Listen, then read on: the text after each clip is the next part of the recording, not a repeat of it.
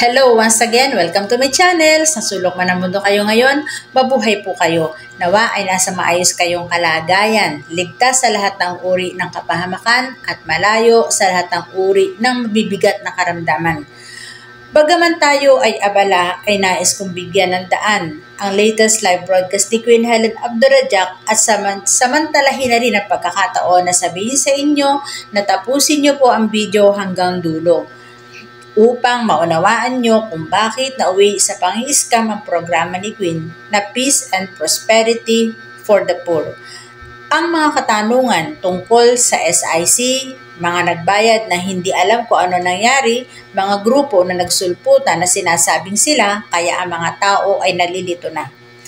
Mga panloloko na ginawa ng mga pinagkatiwalaan para mapabilis ang trabaho pero natukso sa konting pera ay nasa video ang kasagutan. Kaya pakiusap ko po, tapusin nyo po ang video upang ang mga tanong ninyo ay masagot at kung sakali na may katanungan pa kayo ay comment down below at akin po kayong sasagutin sa abot na aking makakaya ng buong giliw. Yung mga na-scam dyan, sinabi ko naman po kung may resibo kayo na si Queen ang tumanggap ng pera ay hindi po kayo na-scam. I-PM nyo ako at isend sa akin ang resibo at tutulungan ko po kayo. Once again, Her Majesty Queen Helen Abdurrajak.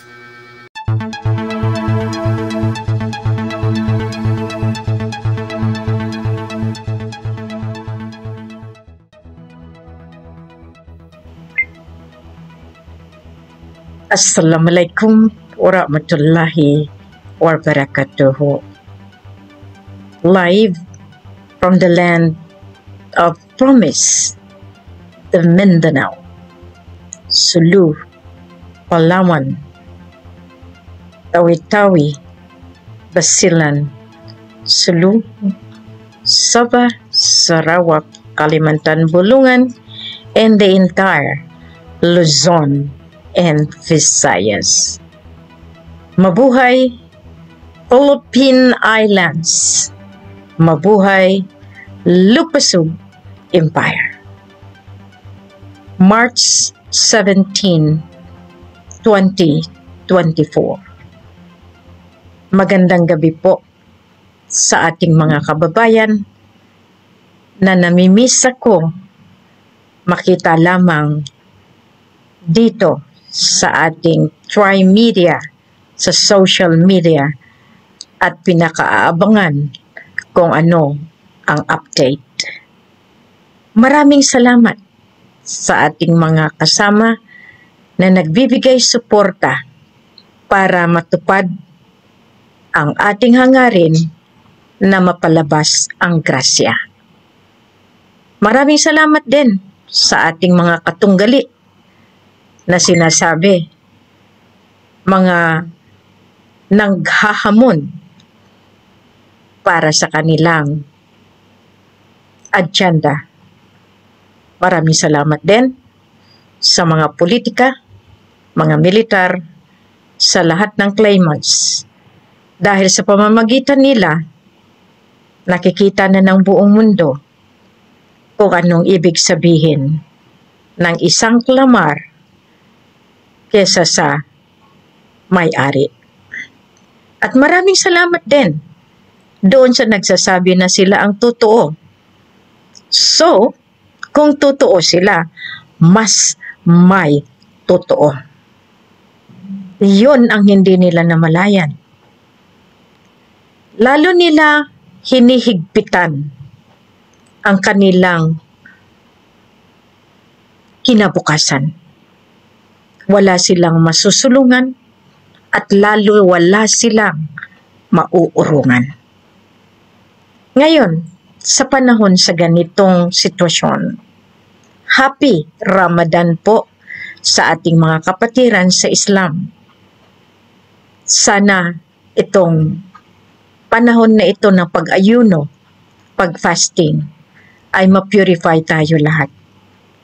Kaya nga, napansin ninyo, ang pag-aayuno, hindi lamang sa pagkain. Pag-aayuno sa pagbigay ng salita na hindi maganda. Yan ay malaking blessing sa Allah pag nagawa niyo yan. pag-aayuno sa masasamang bisyo, masasamang ugali.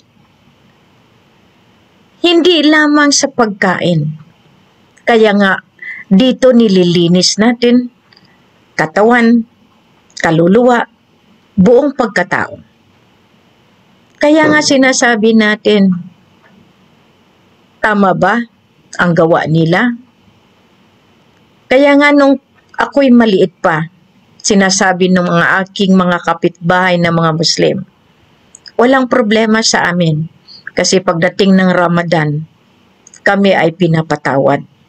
Kaya kahit pumatay sila, kahit magkasala sila, kahit sila ay gumawa ng hindi maganda sa kapwa, pagdating ng Ramadan, absuelto sila.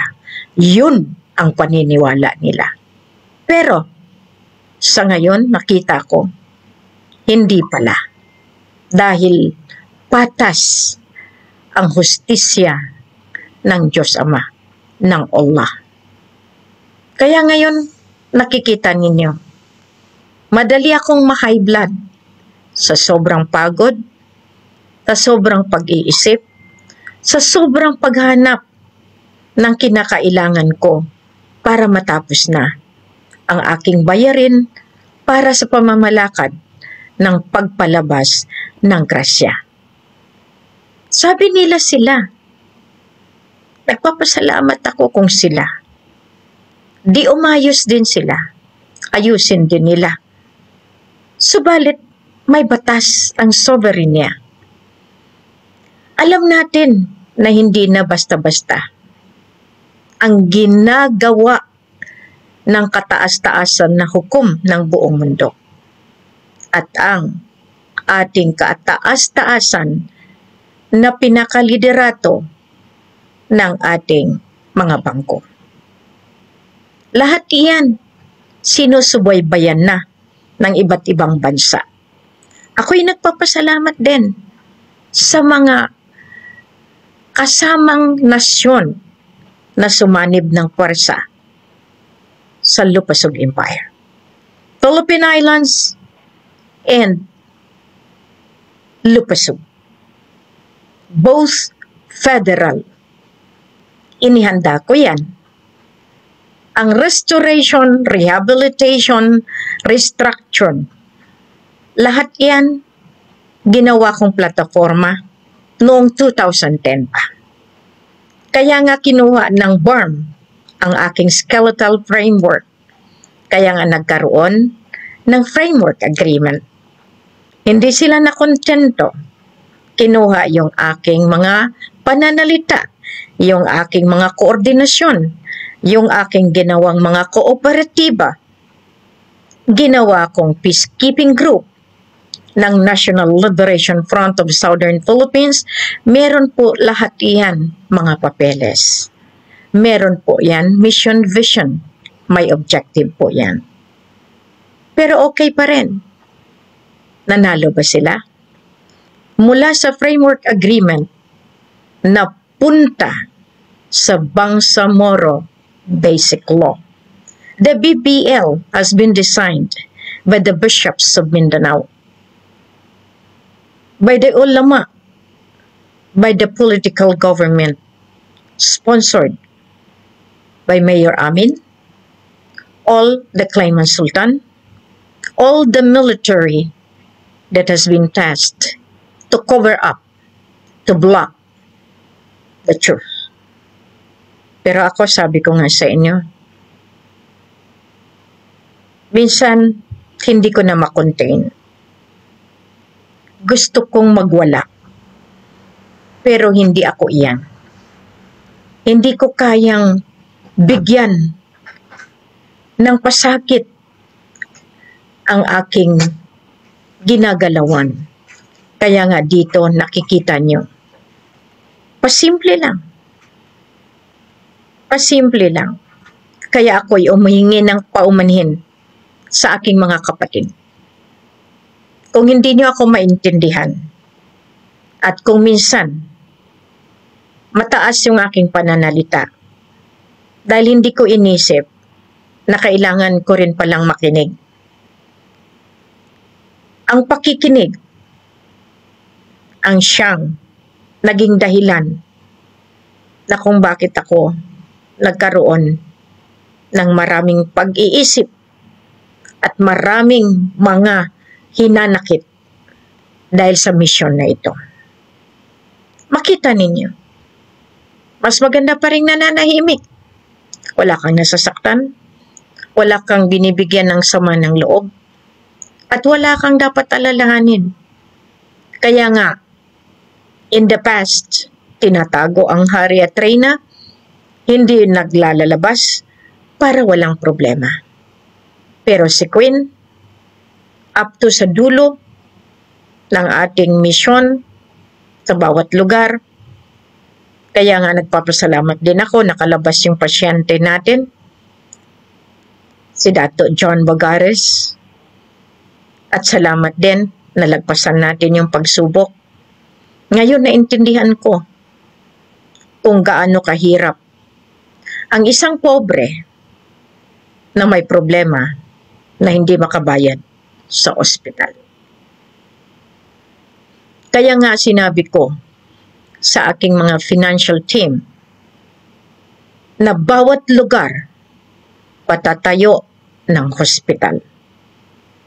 Hindi basta-bastang hospital, kundi iyong dapat ang magbenepisyo ay yung sambayanan na walang pera at hindi kaya ang mga matataas na bayarin ng mga ospital.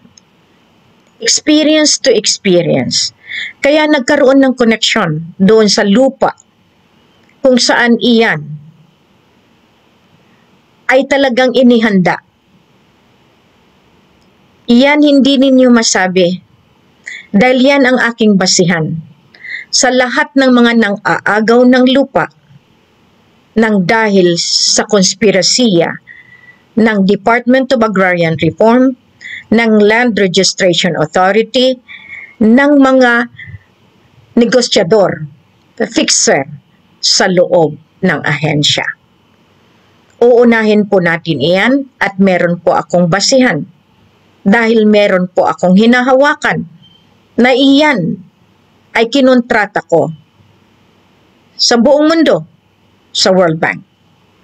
Kaya nga ngayon, kung ma-high blood si Queen, nakikita ko kasi kayong mga politiko dyan sa Cebu, nandyan sa Iloilo, na basta nyo na lang kinukuha ang kalupaan, saan nyo ililipat ang mga tao? Yan dapat iniisip ninyo. Basta na lang kayo nagpapalayas, pulis pa ang ginagamit. Di ba masakit? Kaya nga nakapag-isip talaga ako na mamadaliin natin itong aking ginagawa. Kasi, tama rin. Meron tayong mga kasama. Land for the landless. Lahat ito, bibigyan natin. Ayan ang programa ng isang kuya ko. Pero nga sa ngayon, talagang mas maraming problema ang hinaharap ng buong mundo. Lupa, bangko, politika, liderato, gobyerno. Ngayon, diyan sa nagtanong, anong masasabi ko sa sitwasyon ng Malacanang? Binigyan na po yan sila ng babala. Binigyan na sila ng ultimatum. Kaya yung mga hindi naniniwala at kung sino yung nagpapakalat, may batas po ang soberenya. Kaya ko po mga ladkad. Pero hindi ko ginagawa. Pero hindi na ako ang gagawa niyan. Pero kaya nilang kaladkarin dahil sa batas ng soberenya. Ngayon, nagpatawag kayo lahat ng barangay captain, lahat ng mayors, para harangan ako ulit. Harangan niyo. Dahil wala kayong pera. Wala kayong gagamitin. Iyan ang dahilan mga kababayan. Bakit nagsibagsakan ang mga bangko? Dahil nabawi natin ang atin. Ngayon, problema niyo pa rin yan. Dahil instead na tulungan ako mapadali, hinaharangan niyo pa rin. Di ba lumabas ngayon, puro mga loans, OFW loans, lahat ng instant loan. Paano niyo magagawa yan?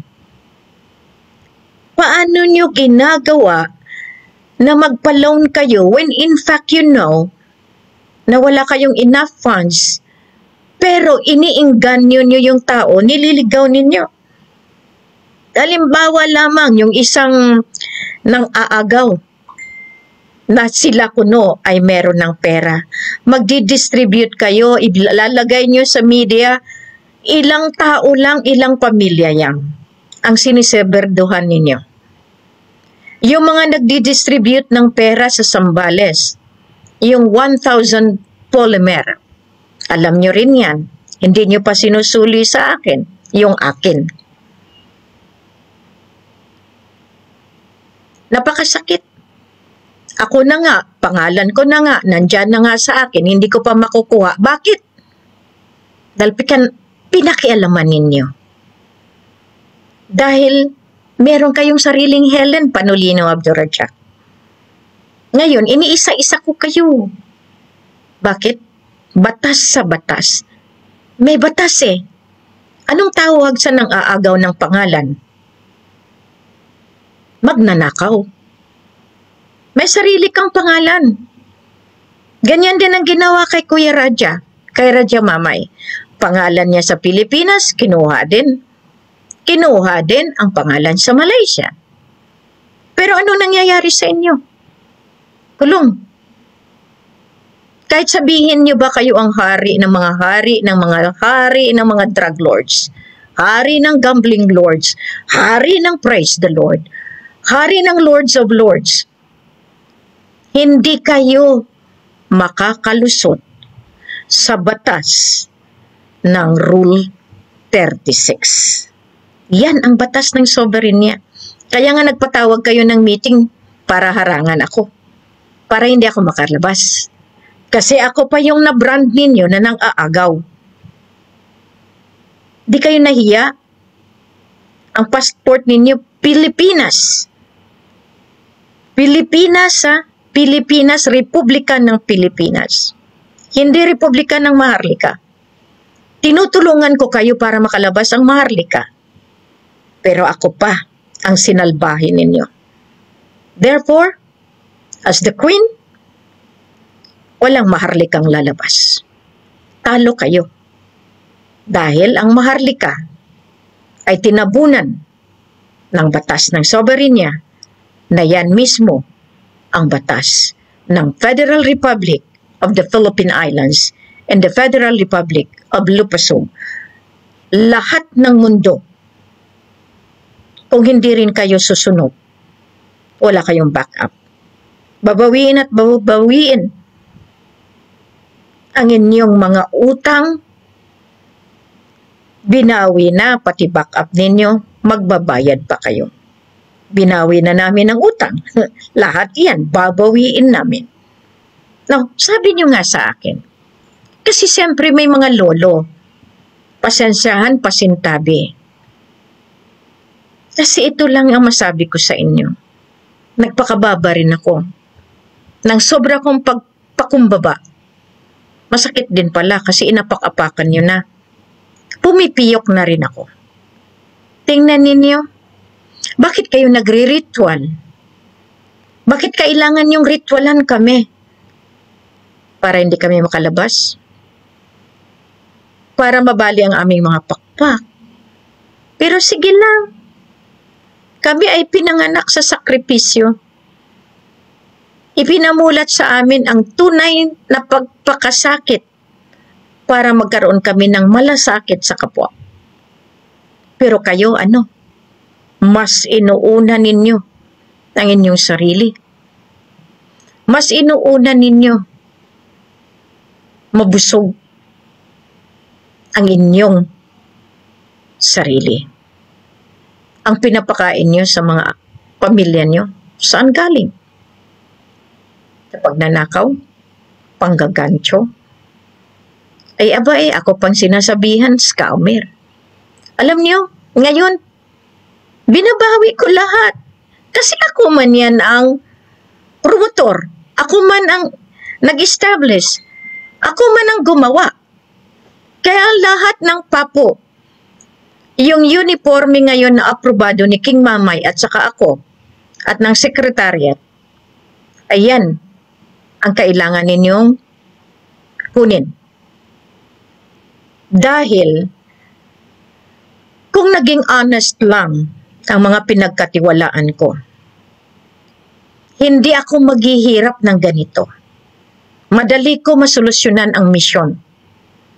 Kasi ang iba, dahil sa konspirasiya, at iba ang sponsorship nila, ang funders nila, nabilog nila ang mga funders nila, kumo sila ay Marcos, kumo sila ay Kirams, kumo sila ay presidente, kumo sila ang mga lolo. Ang hindi nila alam, kahit sino sa kanila, hindi kayang ipalabas iyan. Meron pong nag-aayos niyan. Meron pong nakabasbas diyan. At iyan ang hintayin natin. Kaya nga ako nagsusumikap. Nangungutang. Reyna, may-ari, pero nangungutang. Iyan ang masakit. Kung maintindihan nyo lang sana, hindi nyo kaya sikmurain ang paghihirap ng isang ina na nagmamalasakit sa gipin kayo. Malayo sa pamilya para lumaban. Kayo, ramdam niyo ba yung hinagpis ko? Ramadan ngayon. At salamat. Kanina kausap ko si Dr. Muksan, ang Prime Minister natin sa Federal Republic of Lupasug, at siya ang nagbigay sa isa sa confirmatory that I am the Queen and Raja is the King of the Royal Imperial Lupasug, Islamic United Kingdom of Sulu in North Borneo. Ngayon, as the King and Queen of the Southeast Asia, kasi marami kaming titulo.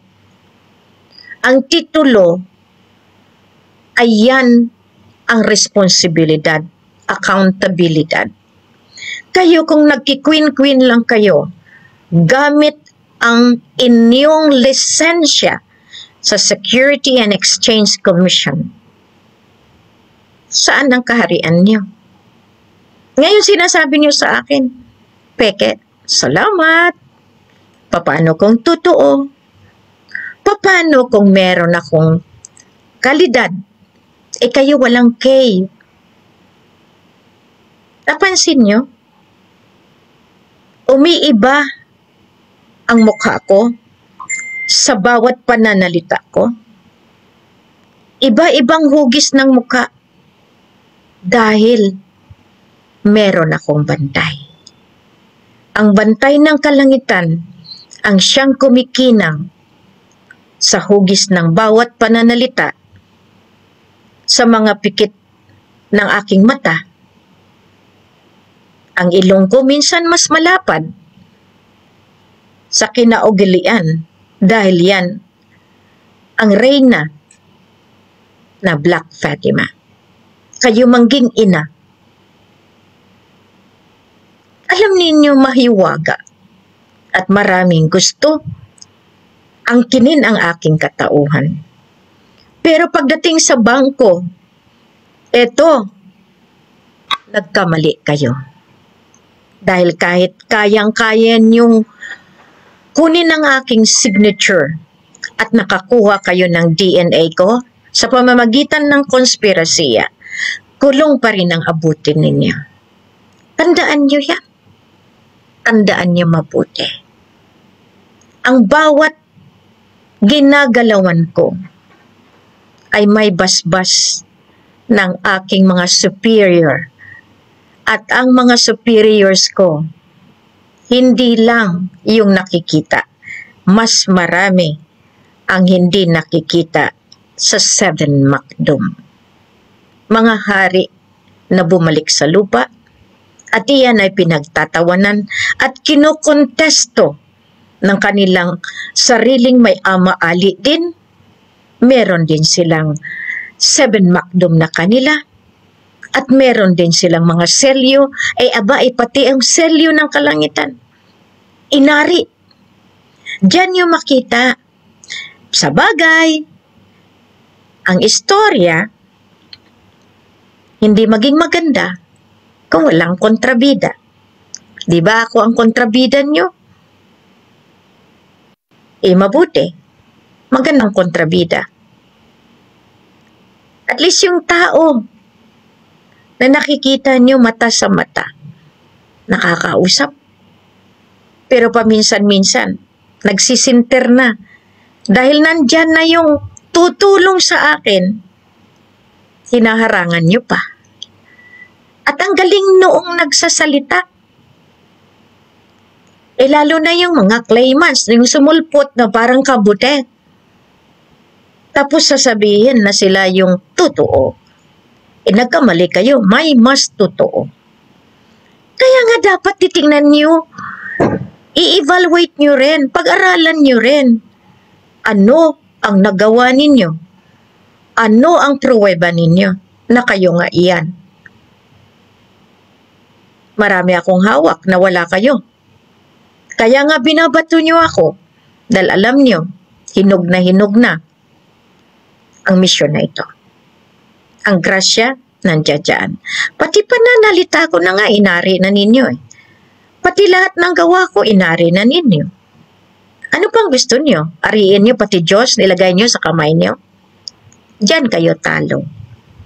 Kailanman hindi nyo malagay sa palad nyo ang Diyos, ang Allah. Marami na rin, at ako'y nagpapasalamat na meron na rin nakakakita ng harmony between the Christian and the Islam. Ay politika ang dating. Ang galing. Pero, ano kaya ang motibo? Pero may kasalanan na tinatago. Lahat kayong militar.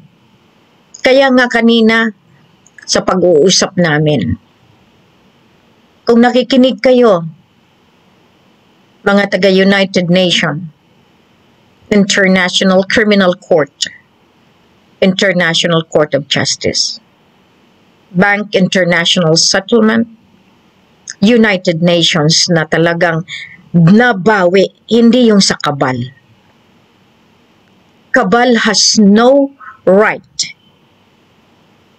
na ariin ang lupasug.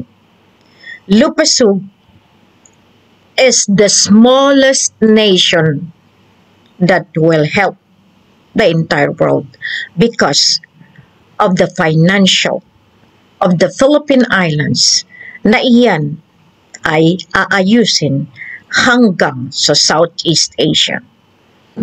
As Queen of Finance, inaatasan ko ang Ministry of Finance. Kailangan gawin ang nararapat. I am asking all of you that has been tasked by the divinity, by God Himself, to stand up now and do your part. Huwag niyo na akong pabayaan. Kasi kung pabayaan niyo pa ako, gusto niyo ba yung Helen na claimants? Yung nagkukorona-corona din? Gusto niyo ba sila? Ipamigay ko rin kayo kung ayaw niyo sa amin.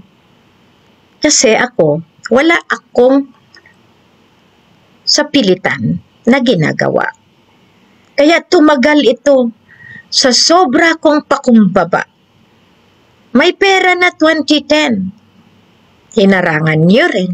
Alam niyo rin yan, nasa libro eh. Nasa 476 pages po yan.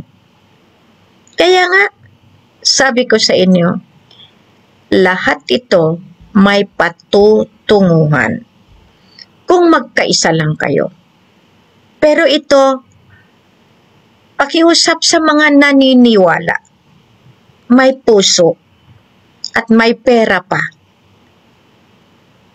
Legal ang investment ko. Hindi ako katulad ng iba dyan na sumulpot sa Trimedia nagpapaloan. I have legitimate corporations. I have 4 in the territory of Malaysia. And I have so many in the Philippines that is still under process kasi nagkakaroon iyan ng negosasyon. Pero, ang Imperial Federation of Farmers and Fishermen, lahat iyan nakaalalay na. Dahil ang nabawi ay nabawi. Ngayon dito ninyo makita. Alam ko na alam nyo ang tinutukoy ko. Lahat ng aking programa sa transportation, air, land, rail track, water, lahat iyan.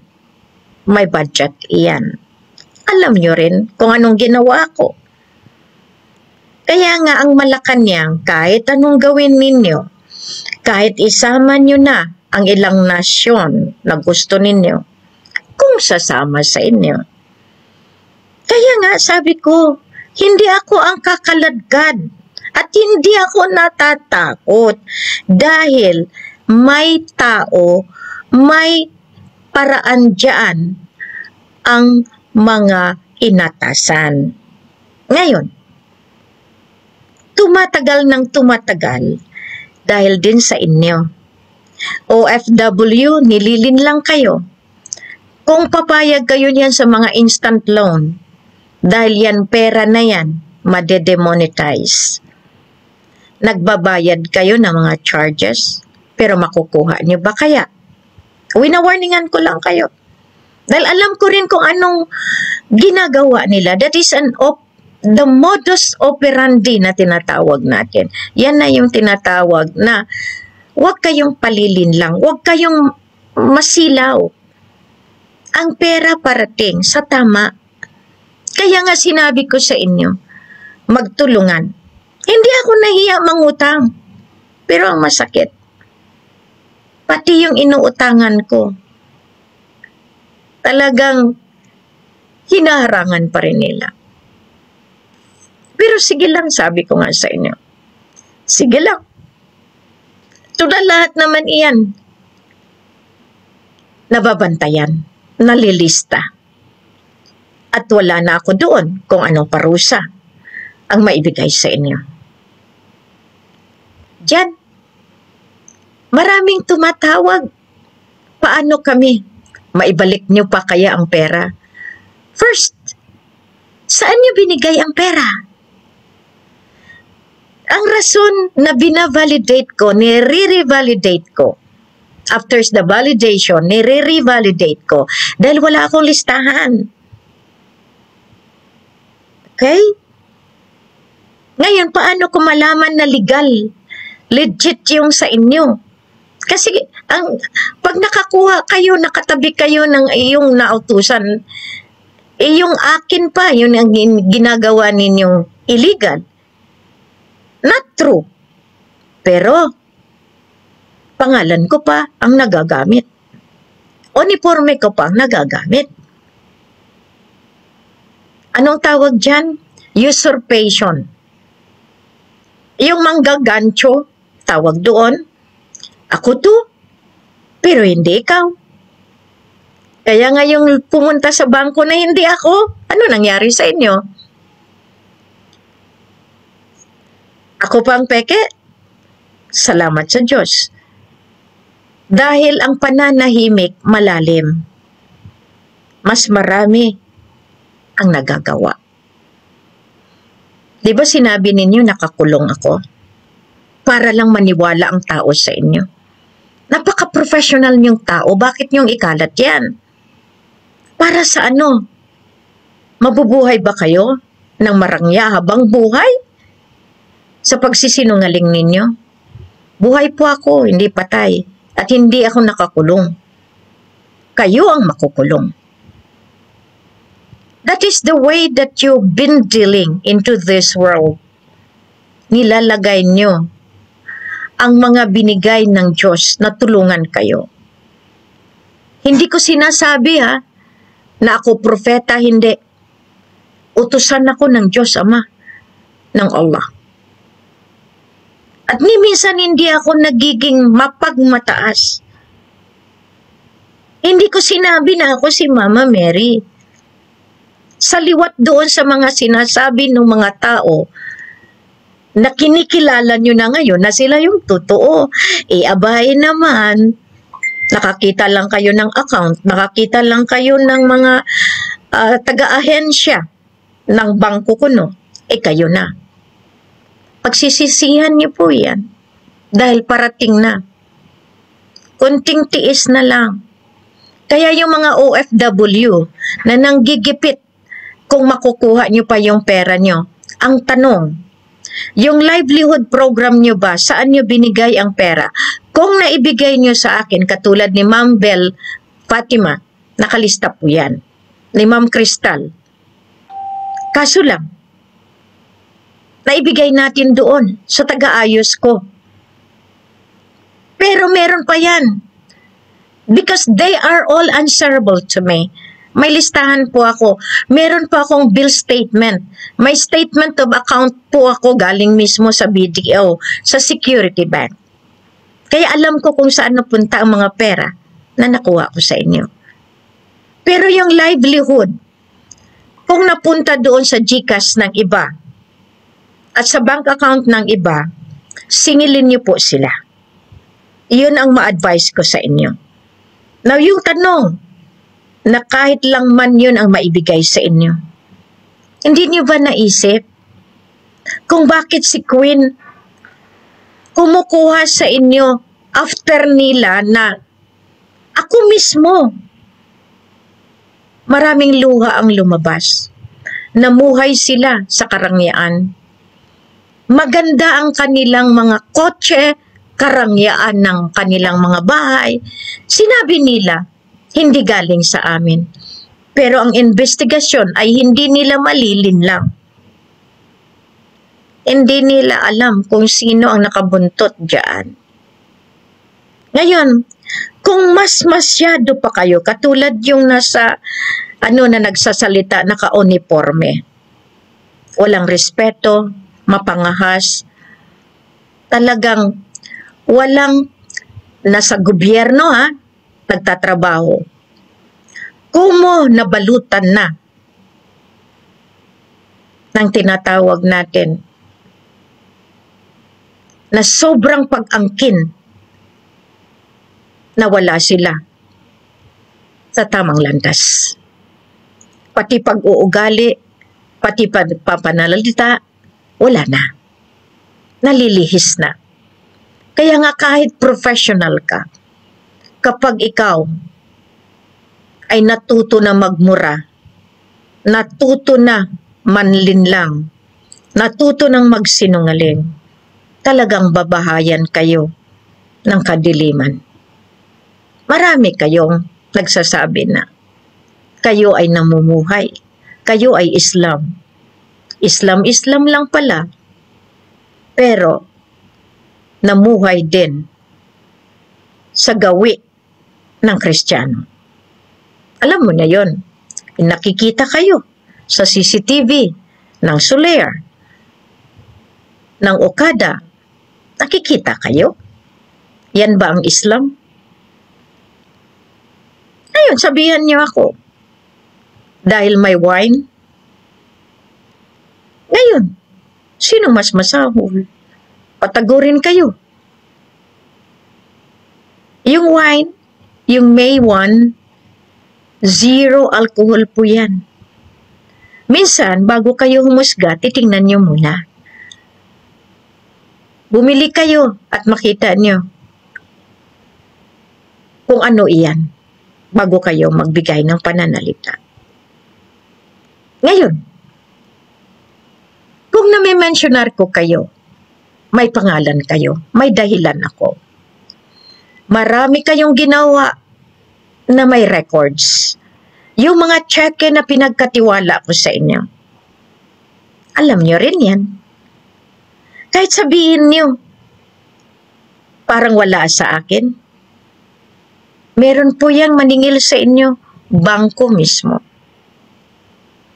Dahil lahat ng ginawa ko, pagparaya,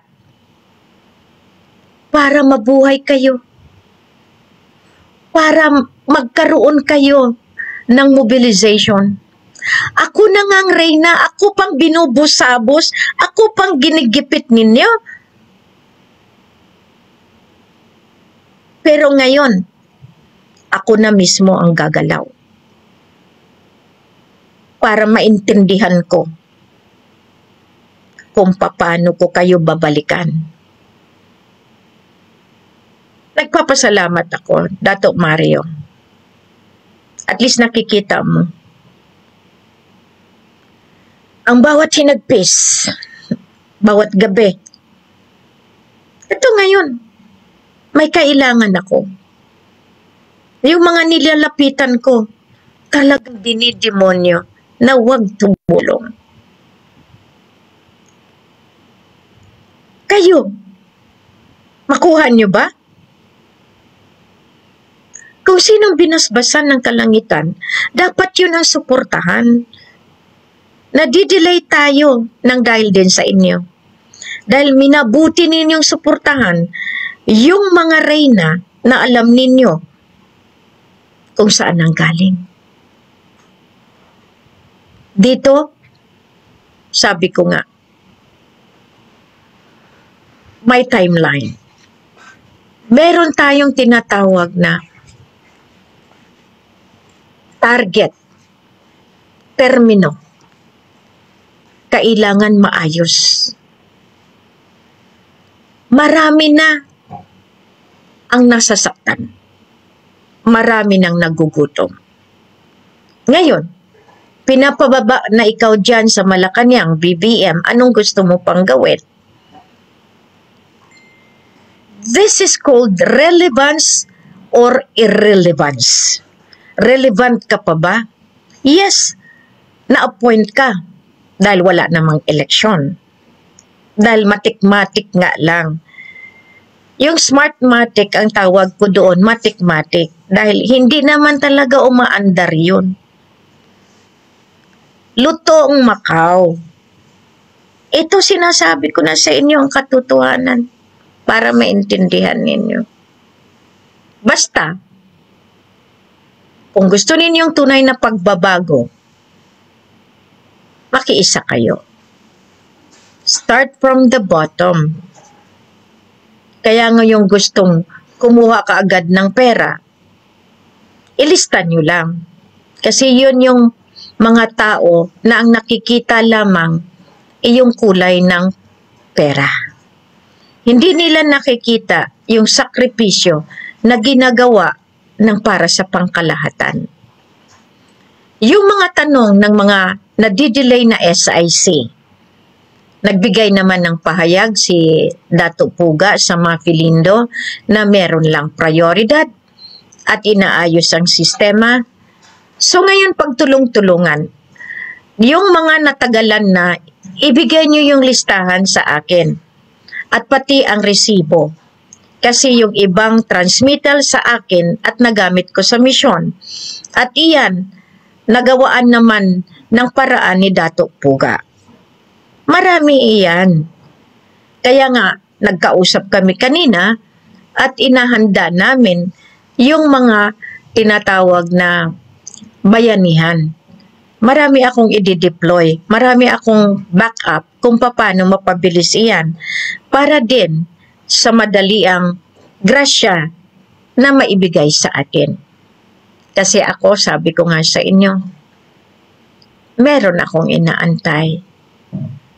Ang kailangan ko lang, ayusin sa legal na pamamaraan.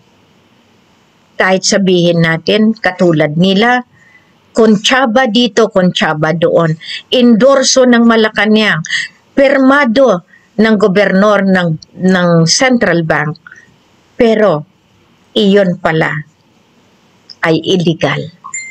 Kaya, kailangan natin ayusin, baybayin ang bawat isang ginawa nila. Yan ang tinatawag natin inventory. Iniisa-isa natin yung mga kinuha nila. Kaya nga, tulungan niyo ako. Kung gusto niyo kayo, matulungan ko. Matulungan ng ating royal family na nasa likod ko. Kunting pera, kunting ayuda na maipon ko, mapabilis. Na-delay ako. Kasi nandyan na yung pera. Darating si Talpulano at sisirain na naman ako. Dahil ang punto dito, may gusto kayong ilabas na gusto ninyo. Sige, ilabas niyo yung reyna ninyo. At nang magkaalaman na. Magkaalaman na. Kasi masakit lang sa akin. Iba ang pamamaraan ng kalangitan. Ang gusto ninyo, yung nasa taas na nakakalahalubilo, yung alam ninyo na yun. Tanong ko sa inyo, tayo bang mga pobre lilingonin? Tingnan mo yung mga pinapalayas. May batas ba sila? Binabaluktot ang batas. Katulad ng sinabi ko, marami akong testamento pinadala sa Department of Agrarian Reforms. May mga pinadala ko, kaya nga natasan ko ang aking tagabigay, ang Ministry of Finance, na magbigay ng coordination sa lahat ng mga mayors sa buong Pilipinas, sa Sulu hanggang sa Basilan, Tawi-Tawi. Magpadala na ng coordinations, magpadala na ng mga transmittal. Hindi yung mga nagpipresenta na silang gumawa ng lateral. Hindi. Mali po yan. Dahil inangkin lang nila at saka hindi naman siyang gumawa. Okay, ginawa ng anak niya. Pero, nasa system pa rin natin. Kinokorek ko po yan, ha. Kaya nga ngayon, inutusan ko ang ating Ministry of Communication to do all things. Kasi ginawa na yan dati ni Dato Pais sa buong mundo. Nagbigay na kami ng transmittal. Kaya nga nakarating sa kataas-taasan na hukom ang laban na ito. Ang pagkakamali lang dito dahil sa sobrang harang ng Malacanang. Kaya nga, ito sa lahat ng pinakaayaw ko, yung talikuran na nanaksak. Kaibigan man, kapatid man, o sino man. Basta ang sa akin, katotohanan lamang. Ngayon, sa nangyari sa akin, na minsan kailangan kong ibalanse, kaya nagkaroon ng sistema ang pinakamataas na ahensya ng mga bangko na bigyan na ng testamento ang mga taong kailangan para sila ay matauhan. Yun na dapat. Yun na rin ang kailangan. Ngayon, pera ang gusto ninyo. Matikman na ang grasya. Ang tanong ko sa inyo, nag-antay kayo ng matagal. Inisip niyo ba kung gaano kahirap sa akin na pati yung mobilization ko, hinaharang ninyo? Ubos lahat. I had been doing my mission on my own. With Raja Mamay's assistance, nangungutang po kami. Hindi katulad ninyo. Kung meron man nagtutulong sa akin with the knowledge that I will be returning it back double or 100-fold. Inshallah, sa Ramadan na ito, lahat tayo ng mga Islam, we will be able to internalize, mailagay natin sa kaibuturan ng ating mga puso ang tunay na pagmamahalan, ang tunay na respeto.